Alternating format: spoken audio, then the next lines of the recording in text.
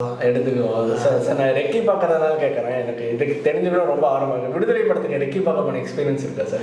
நீங்கள் வெற்றிமாறன் ஏதாவது ஒரு சின்ன இன்ட்ரெஸ்டிங் சொல்லுங்கள் சார். சத்தியமங்கலம் காட்டுக்குள்ளே தான் போனோம்.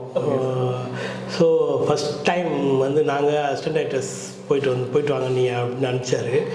அதுக்கு ரோடே கிடையாதுன்னு வச்சுங்களேன். அதாவது கல் மேலே ஏறி இந்த 4 வீல் டிரைவ் ஜீப்பு மட்டும்தான் போக முடியும். அதுவும் அந்த ஊருக்காரங்க ஓட்டினா தான் போக முடியும். ஏன்னா ஒரு ஏற்ற மாதிரி ஜீப் வந்துச்சுன்னா திரும்ப ரிவர்ஸ்லேயே போகணும். ஸோ நம்ம மேலேருந்து வந்துட்டோம்னு வச்சுக்கோங்க, நம்ம ரிவர்ஸ்லேயே போகிறது இப்போ அந்த பயம் இருக்கு இல்லைங்களா. வண்டி வந்து ஜர்க்காகி தான் போகுமே ஒழிய நின்றுட்டு தான் போகணும். ஜீப்பில் பின்னால் அந்த பொலிரோ பிக்கப் வண்டி அது பின்னால் நின்றுட்டு தான் போவோம். ஒவ்வொருத்தங்களையும் அந்த கம்பியை பிடிக்காமல் யாருமே நிற்க முடியாது. அங்கேருந்து மலையிலேருந்து ஷூட்டிங் முடிச்சுட்டு வரப்போ ரெயின் வந்துடுச்சு. கிட்டத்தட்ட எல்லா வண்டியுமே லாக்கு. அடுத்த நாள் பொங்கல் போயே ஆகணும், வேறு வழி கிடையாது. ஏன்னா அந்த ஊரில் வந்து எல்லாருமே நாங்கள் எப்படி தங்கியிருக்கோன்னா ஒவ்வொரு வீடையும் அவங்க வீட்டை வாடகைக்கு விட்டுருக்காங்க எங்களுக்கு. அவங்களாம் வெளியூரில் இருக்காங்க, பொங்கலுக்கு இங்கே வந்துடுவாங்க. ஸோ அவங்க வீட்டை நாங்கள் காலி பண்ணி கொடுக்கணும். இதுக்காக ஷெட்யூல் பேக்கப் ஆச்சு, பொங்கல் முடிஞ்சு வரலாம் அப்படின்ட்டு. ஸோ அப்போ வர்றப்போ மழை பெஞ்சிச்சு, முன்னால் போன ட்ரக் ஃபுல்லாக மாட்டிக்கிச்சு. இப்போ இது என்னைக்கு போய் சேருவோன்னே தெரியாத அளவுக்கு வாக் பண்ணி நான் அந்த காட்டில் நடந்து வர முடியாது. ஏன்னா அது டைகர் எல்லாமே இருக்குது அதுக்குள்ள. முதல் நாள் தான் பார்த்துக்கலாம் வந்தவங்களாம் இருக்காங்க. ஸோ இப்படி நிறைய சொல்லிகிட்டே போகலாம் தாங்காதவங்களுக்கு. இந்த மாதிரி சார் பொதுவாக சொல்லுவாங்க காட்டுக்குள்ள வெயில் மழை எதுவாக தான் ரொம்ப நேரம் பெய்யும். விடுதலை வந்து அதாவது அந்த சிறுமலையில் ஷூட் பண்ணோம். அதுக்கடுத்து இது ரொம்ப ப்ராக்டிக்கலாக நிறைய பிரச்சனை வந்துச்சு. ஸோ அங்கே வேணான்ட்டு அப்புறம் சிறுமலைக்கு வந்தோம். கிட்டத்தட்ட ஒரு 200 நாள் மழை பெய்யும். 200 நாள் மழை பெய்யும் லொக்கேஷனில் ஃபுல்லாக. ஷூட்டிங் நடந்துகிட்டே இருக்கும், மழை வந்துடும். அப்புறம் நீங்கள் கண்டினியூட்டி பிரச்சனை நிறைய வரும் இல்லையா. அப்புறம் அது வரைக்கும் வெயிட் பண்ணுவோம், அப்புறம் திரும்ப ஷூட் பண்ணுவோம். ஸோ அதனால தான் நிறைய டேஸ் கூட எக்ஸ்டெண்ட் ஆகிடுச்சு. ஓகே சார், விடுதலையிலே செட்டு போட்டிருப்பீங்க, ரியல்லே லொக்கேஷன்ஸ் பண்ணியிருப்பீங்க சார். ரியல் லொக்கேஷனில் நீங்கள் போனோமா கேமரா வச்சோமான்னு எடுத்துகிட்டு வந்தோம்னா செட்டுன்றப்ப நம்ம இன்னும் எவ்வளோ நீங்கள் என்னென்ன விஷயம் சார் நோட் பண்ணுவீங்க? இதெல்லாம் பார்த்தா ஆடியன்ஸ் கண்டுபிடிச்சவங்கப்பா இந்த மிஸ்டேக்லாம் பண்ணிடாதீங்கன்னு நீங்கள் என்னென்ன விஷயம் கவனித்து பார்க்க வேண்டியது சார் செட்டுனா? அதான் தெரியவிட ஒரு செட்டு பண்ணும்போது அவங்க அந்த பிளாஸ்டர் ஆஃப் பாரிஸ்லேருந்து எல்லாமே தெரிஞ்சாத அளவுக்கு அது அவங்களே பண்ணிவிடுவாங்க. ஸோ அது பண்ணுறேன்னு சொல்லி டல் பண்ணுறேன்னு சொல்லி வேறு ஒன்று பண்ணிடக்கூடாது. அதை அவங்க பண்ணிடுவாங்க, ஆர்ட் டிபார்ட்மெண்ட்டே பண்ணிடுவாங்க. பெரிய ஆர்டர் இருக்கும்போது அதை பயங்கர கேர்ஃபுல்லாக தான் பண்ணுவாங்க.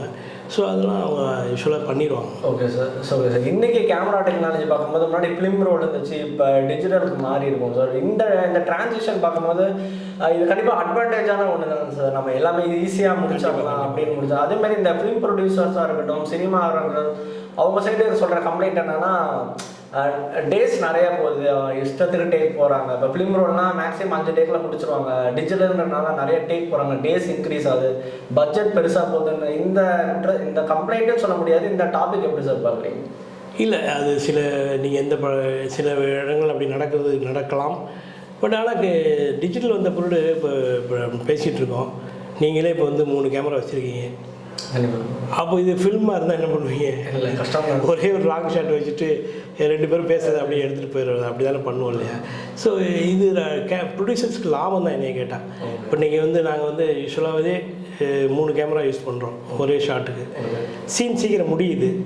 ஆர்டிஸ்ட்டுக்கு வந்து ஆர்டிஸ்ட்டு நிறைய இப்போ ஃபில்மில் இருக்கும்போது ஒரே டைலாக் நிறைய நடிக்க வேண்டிய கட்டாயத்தில் தான் இருந்தது. இன்றைக்கி வந்து பெர்ஃபார்மன்ஸுக்காக சில நேரங்களில் அப்படி நடக்கிறது உண்டு தான். அது வந்து நம்ம வந்து சில நண்பர்களை நடிக்க வச்சுருப்போம், சில தேவையான ஒரு கேரக்டர் ஆர்டிஸ்ட் நமக்கு வேண்டப்பட்டவங்களாக இருப்பாங்க, அல்லது புதுசு ப்ரொடியூசருக்கு வேண்டப்பட்டவங்களாக இருப்பாங்க.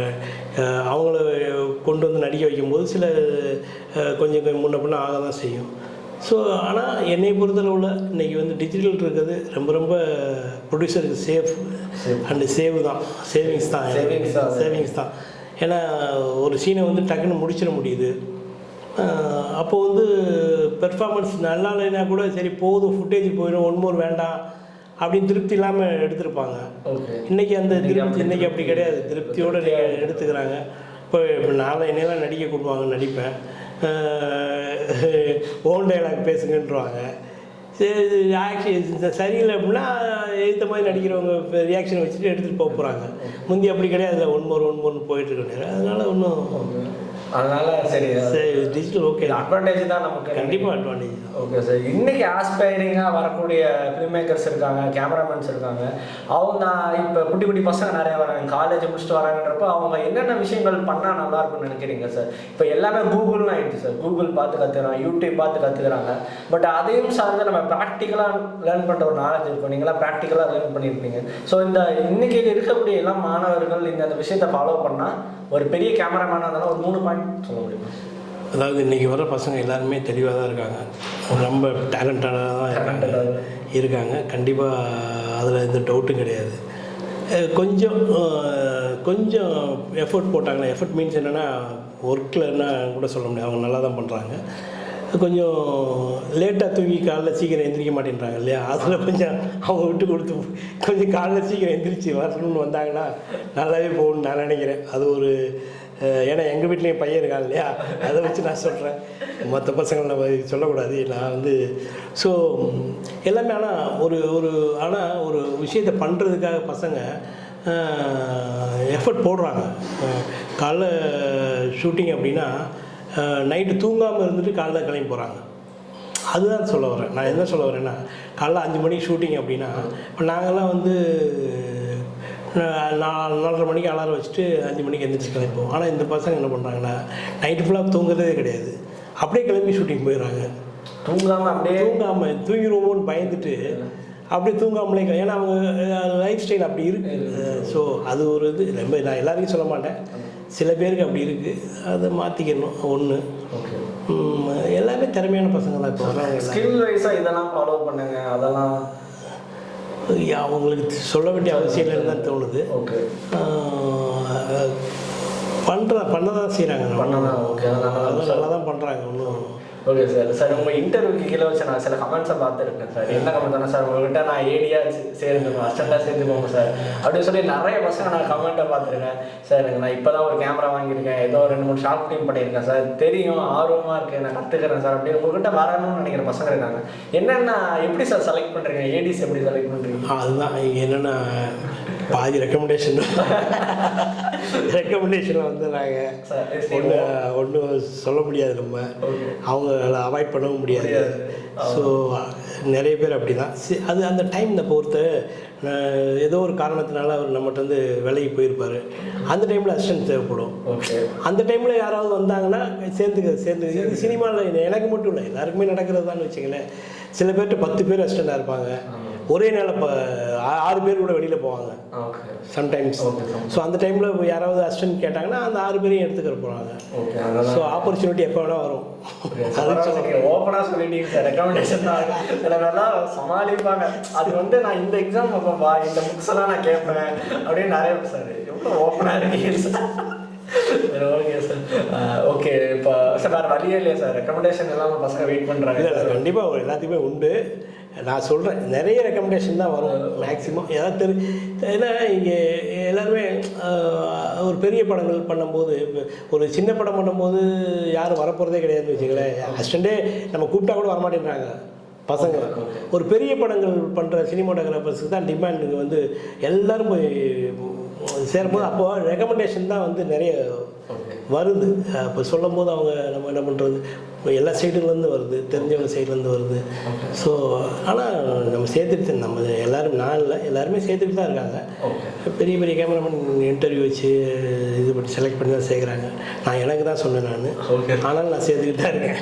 சார் உங்கள் ஏடிஸ் சீன் எடுக்க அலோவ் பண்ணுவீங்களா சார்? உங்களை கண்டிப்பாக இப்போ ஒரு 3 கேமரா யூஸ்வலாக நான் எந்த படம் பண்ணாலுமே 3 கேமரா தான் வச்சு தான் பண்ணிகிட்ருக்கோம்.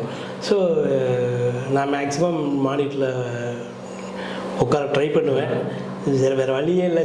சம்டைம்ஸ் டைட் க்ளோஸ்அப்ஸ் நம்மளோட நல்லா தான் பண்ணுறாங்க எல்லாருமே. சரி ஓகே, சில நேரங்களில் அந்த நம்ம அந்த ஃப்ரேமிங் சில நேரங்களில் நமக்கு நீங்கள் கூட இருக்க வேண்டியிருக்கும். சார் உங்கள் அசிஸ்டண்ட்டை பார்த்தா நீங்கள் ஐடென்டிஃபை பண்ணிடுவீங்களா சார், இந்த பையன் நல்லா வரும் ஃபியூச்சர்? எல்லாருமே, நான் மட்டும் இல்லை, சினிமாவுக்கு வந்து ஃபர்ஸ்ட் டே எல்லாருமே ஐடென்டிஃபை பண்ணிடுவாங்க. சார் ஓகே சார், இவன் தேருவான் அப்படி. ஆனால் அப்படி சினிமாவில் அப்படி ஒன்று கிடையவே கிடையாது.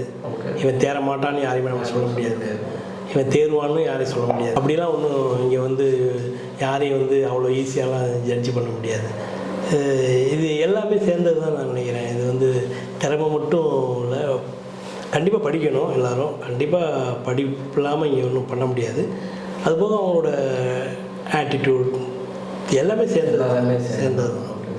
இப்போ இறுதியாக ஒரு கேள்வி சார், உங்கள் படங்கள்லேருந்து ஒரே ஒரு சீன் மட்டும் எனக்கு எக்ஸ்பிளைன் பண்ணிங்கன்னா, எனக்கு வடச்சென்னை ரொம்ப பிடிக்கும் சார். முக்கியமாக அந்த மர்டர் பண்ண சீன், பெட்ஷீட்குள்ளே போற்றி அந்த அனுஷார் புத்தர சீன், அது எப்படி சார் கேமரா வச்சு எப்படி சார் எடுத்தீங்க? இல்லை, வெற்றி சார் வந்து அப்படி ஒரு சாமியானாக்குள்ளே ஃபைட்டு அப்படின்னு சொல்லிட்டாரு.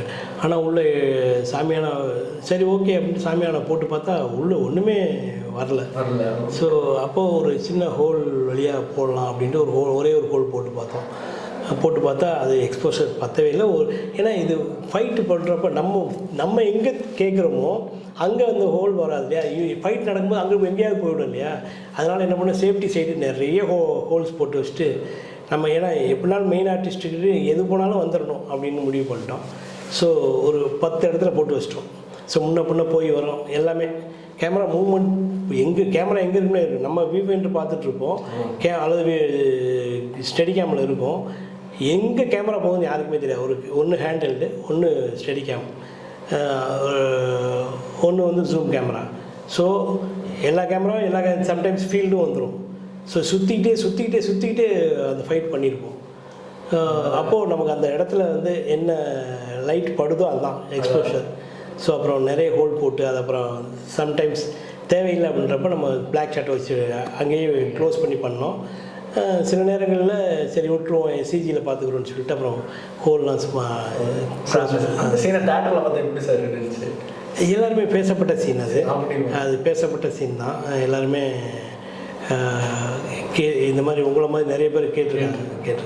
சார் வெற்றி சார் அப்ரிஷியேட் பண்ணுவார், அவர் பண்ணவே மாட்டாரு நான் கேள்விப்பட்டிருக்கேன். இல்லை அப்படிலாம் ஒன்றும் இல்லை, நல்லாவே பண்ணுவார். கண்டிப்பாக ஆர்டிஸ்ட்டை வந்து ரொம்ப சந்தோஷமாக வச்சுப்பார் ஃபஸ்ட்டு. ஓகே. இல்லை ஒரு அவங்களுக்கு என்ன தேவையோ அதுக்கு வர்றது வரைக்கும் அவங்க எடுத்துகிட்டு தான் இருப்பாங்க. அப்போது சில சின்ன விஷயங்கள் வருத்தங்கள் வரும், அதெல்லாம் ஒன்றும் அது சினிமாவில் ஏற்கிறது தானே. என்ன ஓகே சார், இவ்வளோ நேரம் நான் கேட்ட கேள்விக்கு பொறுமையாக சொன்னீங்க சார். உங்க கூட பேசுனதே எனக்கு ரொம்ப தேங்க்யூ சார். இதே மாதிரி அடுத்த படத்தில் மீட் பண்ணுங்க சார். வணக்கம், நான் ஓடிப்போய் ஆர் வேல்ராஜ் பேசுகிறேன். நீங்கள் பார்த்துட்டு இருக்குது டாக்ஸ் ஆஃப் சினிமா. இந்த என்ட்ரி பிடிச்சிருந்தா கமெண்ட் பண்ணுங்கள், ஷேர் பண்ணுங்கள், லைக் பண்ணுங்கள். டாக்ஸ் ஆஃப் சினிமா சப்ஸ்கிரைப் பண்ணுங்கள்.